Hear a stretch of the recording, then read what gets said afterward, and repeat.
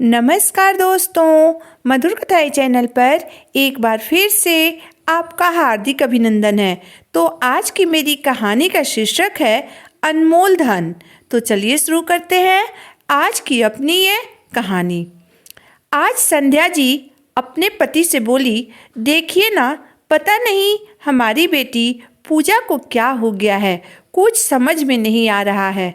कल रात को उसने खाना भी नहीं खाया और अकेले अपने कमरे में बैठकर रो रही थी।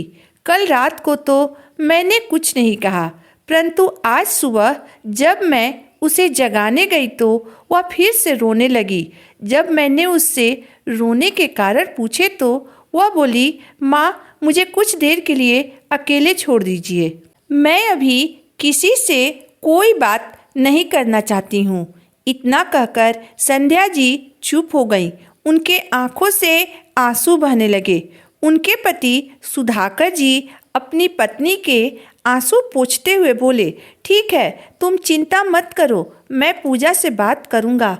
अपने पति की बात सुनकर संध्या जी बोली, मुझे डर लग रहा है कि उसे किसी ने प्यार में धोखा दिया है, इसलिए मुझे डर लग रहा है कि कहीं वह खुद को कोई नुकसान न पहुंचाए। पत्नी की बात सुनकर सुधाकर जी अपनी बेटी पूजा के कमरे में गए और हंसते हुए कहा, हाय पूजा, कैसी हो बेटा, कैसा चल रहा है सब कुछ, सब ठीक तो है ना? अपने पापा की बात सुनकर पूजा चिढ़ते हुए बोली, पापा, कृपया करके मुझे कुछ दिनों के लिए अकेले छोड़ दीजिए, मैं किसी से कोई बात नहीं करना चाहती हूँ। बेटी के इतना कहते ही सुधाकर जी बोले, ठीक है बेटा, तुम कहती हो तो मैं तुम्हें अकेला छोड़ दूंगा, तुमसे कोई बात नहीं करूंगा, मगर एक शर्त पर। पूजा बोली, शर्त बोलिए पापा। सुधाकर जी बोले, बेटा, मैं तुम्हें एक बकवास कहानी सुनाना चाहता हूँ, तुम केवल वही कहानी सुन लो, फिर हम तुम्हें परेशान नहीं करेंगे। पूजा बोली, ठीक है पापा, सुनाइए। सुधाकर जी ने कहानी सुनाना शुरू किया। आज से करीब 20 साल पहले एक सेठ जी रहते थे। वह बहुत ही अमीर थे। उनका एक बेटा था। वह बेहद आज्ञाकारी और ईमानदार लड़का था।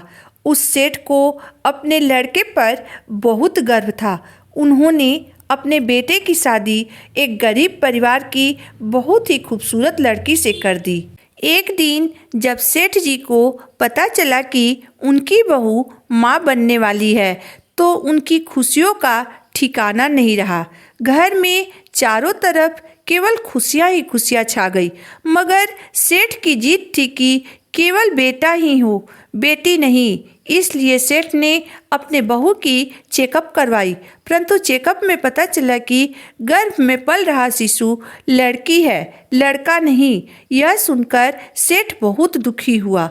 उसने अपने बेटे को हुक्म दिया कि वह उस बच्ची को इस दुनिया में ना आने दे, उसे गर्भ में ही मार दे। सेठ का बेटा अपने पिता का कोई भी बात नहीं टालता था, परंतु उस दिन पता नहीं उसके पास इतनी हिम्मत कहाँ से आ गई कि वह अपने पिता की बात मानने से इनकार कर दिया और 2 दिन बाद अपना घर बार, धन दौलत और शान शौकत सबको छोड़कर अपनी गर्भवती पत्नी को लेकर घर से चला गया।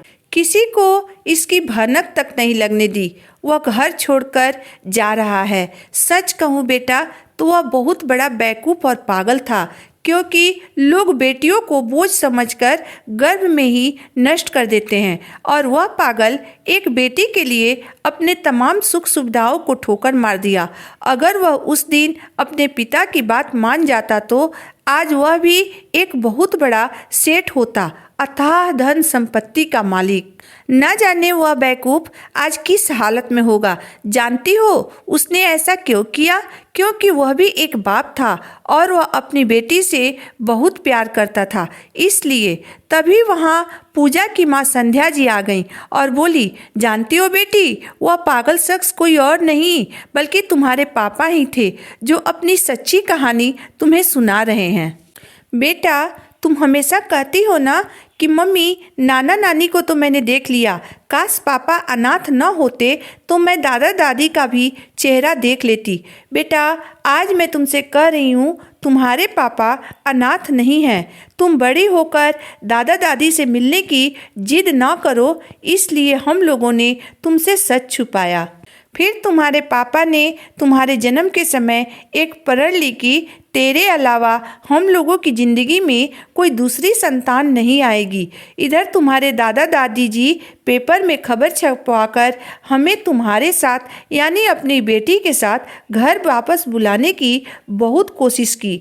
मैंने भी तुम्हारे पापा के ऊपर बहुत दबाव बनाया घर वापस जाने के लिए, मगर तुम्हारे पापा ने तुम्हें गोदी में उठाकर बस इतना ही कहा कि जिस घर में मेरी बेटी को मारने के लिए कहा गया हो, उस घर में मैं एक पल भी नहीं रह सकता हूँ। अपनी मम्मी की बात सुनकर पूजा की आंखों से आंसू बहने लगे और उसकी आंखों में अपने पापा के लिए ढेर सारा प्यार और सम्मान था।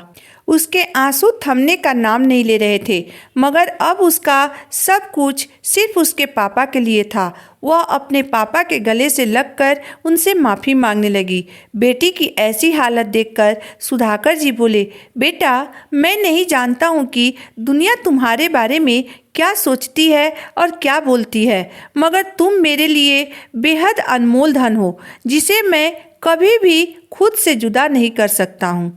भले ही मैं आज सेठ नहीं हूँ, परंतु तुम कल भी, आज भी और हमेशा मेरी राजकुमारी ही रहोगी।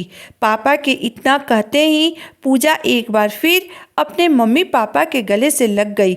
वह एक नई सुबह की शुरुआत थी, जहाँ एक बेटी पूरे तन मन से अपने मम्मी पापा के पास लौट आई थी। तो दोस्तों, आज की मेरी कहानी यहीं तक थी।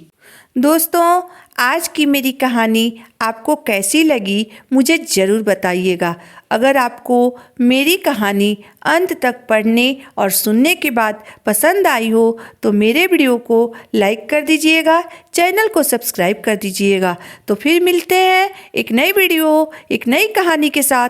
तब तक के लिए धन्यवाद।